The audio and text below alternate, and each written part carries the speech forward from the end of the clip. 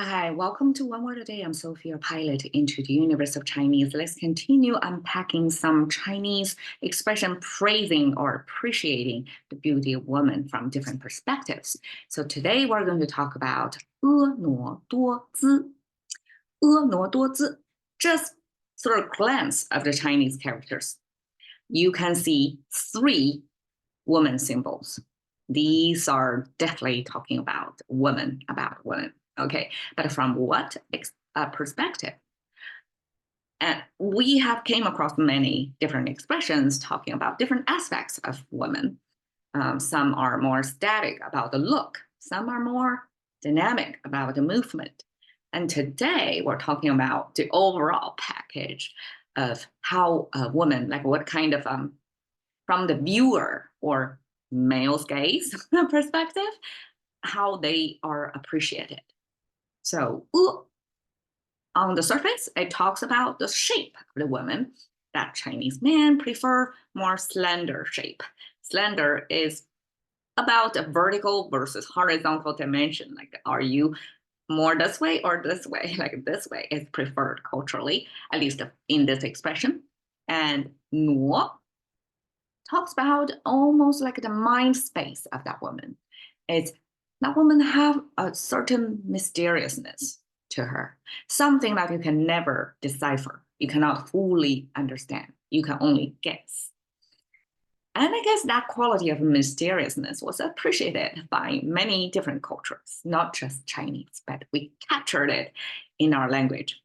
Okay, and the 多姿, we talk about, I translate it as many moves, but it talks about the woman has many different aspects, different way of this moves, as if it's not only about the movement, but attitude or the depth. Like women have many different layers of her, and you would eventually view her as, okay, definitely not some programmatic AI bots can provide. Well, I guess the bots can provide multitudes as well, but this multitudes of different movements and also her stances or her decision making, even just her response to reality, all that compact into this 多姿. I mean, that's a little bit of my extrapolation. Most likely, this is on the surface level. This is men's appreciation of women. That's not only the look, the shape, the mind, but also the movement, or the real time, not real time, but responses to reality. So that's what I want to unpack it with. So came from woman side plus, as you can see, the contemporary and this ancient text looks different. There is a missing part of that. So this part actually looks like this. This, whoops, sorry, I fully covered it. But this means a cliff. This is a vertical space that you cannot easily get over. So that means a high-rise object in relative to human height. And the right side here, pronounced as 可, means can. We see that this character many times.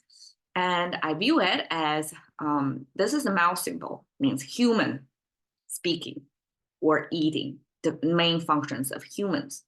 And this is like a puff of air. So this non-linear shape is the air coming from your lungs. And this horizontal line, there are two views. One is on the top of the frame. So Chinese came from this two-dimensional, this frame, right? Rectangular shape.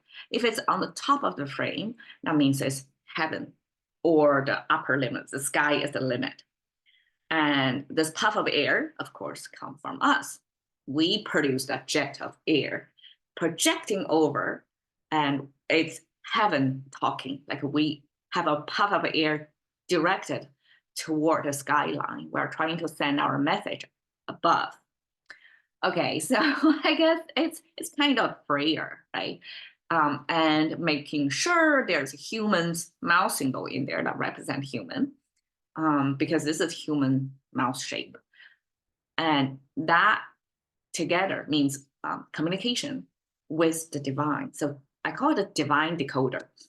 So this divine decoder then come around, can tell the humans down there like what message, not only we talk up, but what message we receive down. The divine decoder is supposed to have to serve as a function of reading the mind or the instructions from the divine. Divine just represent the environment. Okay, so you can view it as a weather broadcast man, and then tell people when you can do something, especially farmers, right? When you can plan what's the year was going to look like. And I guess farmers, because the whole Chinese culture and society back then was built on agrarian society. It's about farming. So that's the essential, the most important production of the ancient society then. And then people arrange or come up with different strategies to approach whatever is broadcasted. I don't know how broadcast carried out in ancient time, but whatever divine decoder was telling people the message received. Anyways, together, this divine decoding thing together with the high-rise structure means tall mountains. Tall mountains paired with women means tall woman, basically. In contemporary Chinese, I view the woman's height culturally probably was not appreciated if it's out high of the man, right? Because that becomes like a little bit intimidating. But here, it means the proportion of the vertical versus horizontal dimensions is more on the high-rise side of things. So that's slender.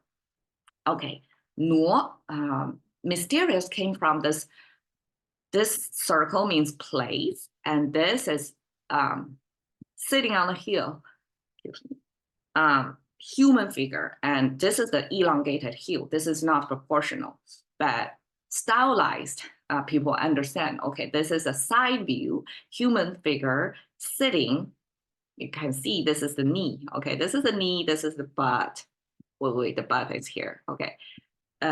This is a human sitting on the heel, side view, and the heel is elongated.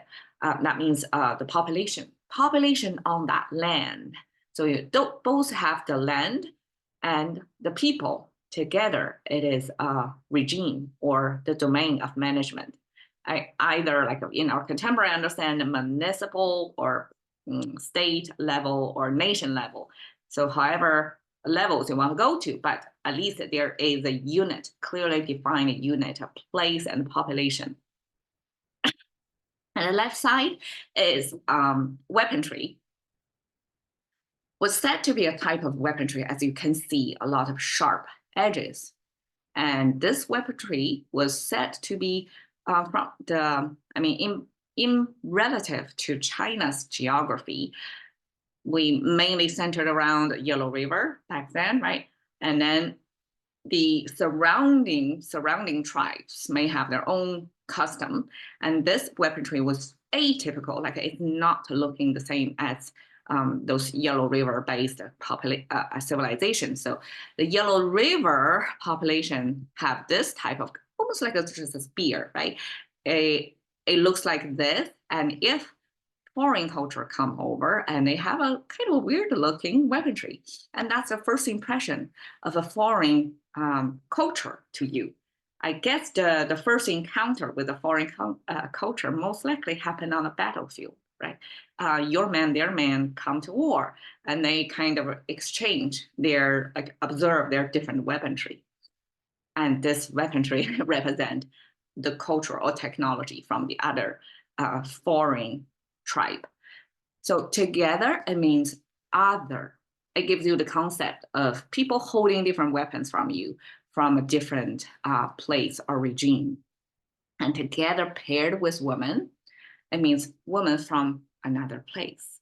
And this woman from another place not necessarily really from your different tribe, because that's like too much otherness, right? But it's this otherness have a gradation of how other it is from your own native culture. So this otherness, this you cannot fully figure out that person, adds to the mysteriousness, and that was culturally appreciated. Okay, 多 made of double, you can see the same icon there, right? This is a crescent moon shape. So double moon means 2 nights. And according to scholars, this is about silkworm production during nighttime. So probably they're more productive during the nighttime. And if you see double nights, if you're lucky enough to have your silkworm working night shifts, double nights, that means you're going to gain more productivity or output in your silk production. And there is another word for if the silkworm overwork during the daytime, if it's a double moon, there is another character for that to depict the silkworm double daytime production.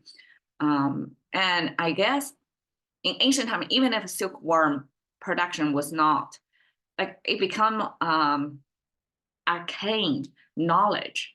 Not many of us ever have such a culture. Maybe, I mean, especially me, I'm from northern part of China, so probably in southern part of China, people can still have some of cottage industry, at least like make some silkworm domestically that people can make clothing out of or bedding out of. But that knowledge was not known to me, so I cannot share more. So silkworm production related, many. And we can talk a little bit about silkworm production of the significance economically and culturally, almost like equivalent to Chinese main technology. This is bioengineering, believe it or not, right?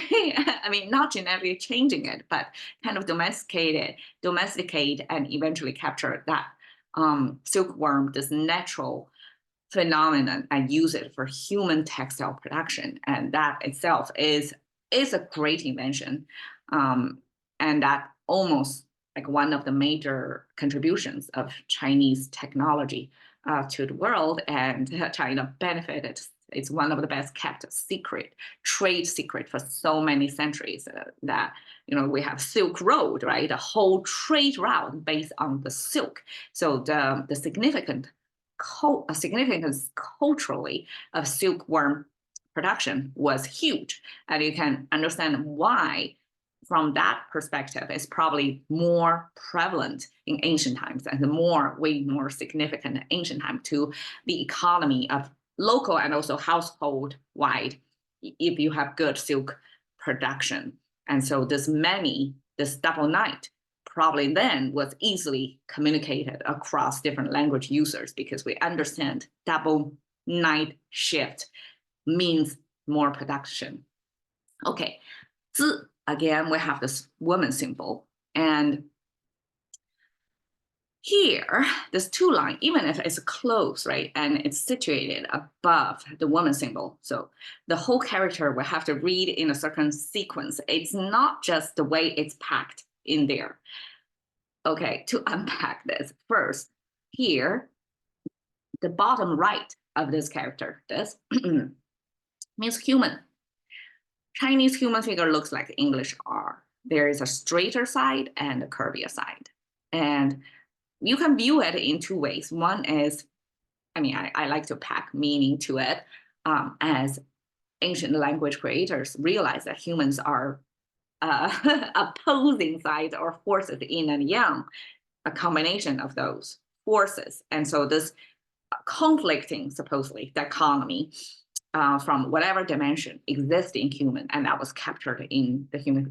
This is my romanticized language origin, but another less romantic one, it could be like, this is the front side of the body, which is straighter, and this is the back side of the body, which is curvier. Could be too, right? Then the 3 strokes situated above, right above kind of the location, like the top of this human figure, that is the air coming out of human. So this is said to be humans yawning. So you have the hair. I mean, when I yawn, I often do this. I'm not sure if that's a cultural thing, but this yawning, this is puff, like frequency of air waves coming out of that human. That's yawning. And then the two horizontal lines originally was kind of like this, right? This together means temporarily living in somewhere. And I view that philosophically as, okay, the two lines, if we draw it horizontally, this top line is heaven or the sky. This is earth. So this is the upper and bottom boundaries of human existence. We exist between heaven and earth, right? And this space now paired with this human figure with airs or breathing coming up, meaning this living humans exist between heaven and earth. And that's a temporary thing. That is not a given. That's not the norm. The norm is silence, just non-living, just heaven and earth.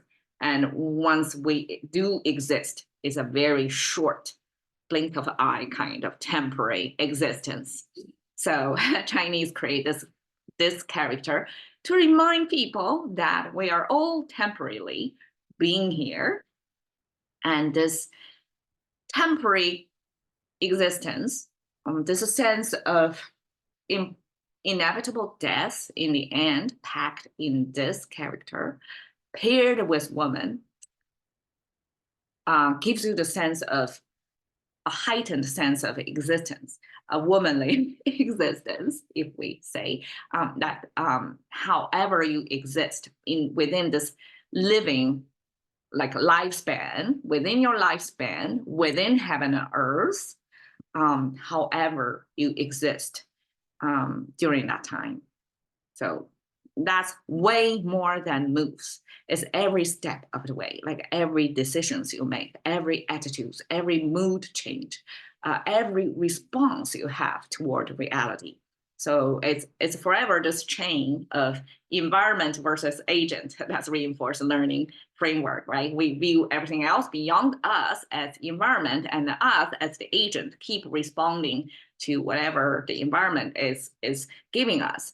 And it's a chain, it's forever this feedback loop, right? And that gives you the sense of whatever stances you took, the serials of stances you took over a lifetime. And that's the zi. Okay, 婀娜多姿. I translated it into one English character, one English word as flowy, because, okay, this heaven and earth existence, temporary existence, do give you a sense of, we're coming through the life's river, so to speak, right? It is a continuation during this time. And this probably mostly inspired by this character. And 婀娜 simply gives you the specifications of this cultural prioritization of, okay, appreciate tall mountain looking like slender figure. So that's a physical look of a woman. And 娜 is the otherness, the mysteriousness. You can never fully understand woman. And that's, culturally appreciated. This is more, I guess, spiritual or emotional, or inside the interior of woman. This is the exterior of woman. So both dimensions, and then living through life over time, taking all your, whatever stances or responses you hold across your lifetime. And that's the full definition of, and I cannot just simply pack that much. So flowy simply means that woman gives you a sense of gliding through time gracefully. However she looks, however she responds to reality, it gives you the sense of it sort of almost like inspire awe to you, to give you. This is not an ordinary woman, so to speak. 婀娜多姿, you cannot really use it on many women, actually. And I don't want to be judging there, but language expressions are itself packed in a way that's kind of judging. So here I'm giving you an example of illustration of what 婀娜多姿, many things happen to her. If you're interested, you can check out Wikipedia about this actress, that she married some high profile other character, have some dramatic, or traumatic early childhood, and then eventually have a turning point in her career. But she was considered one of the best faces in East Asian culture, I guess mostly Chinese speaking regions. And she would be considered 婀娜多姿. All right. Cashing into the currency of thinking about one word a day with Sophie. See you another day.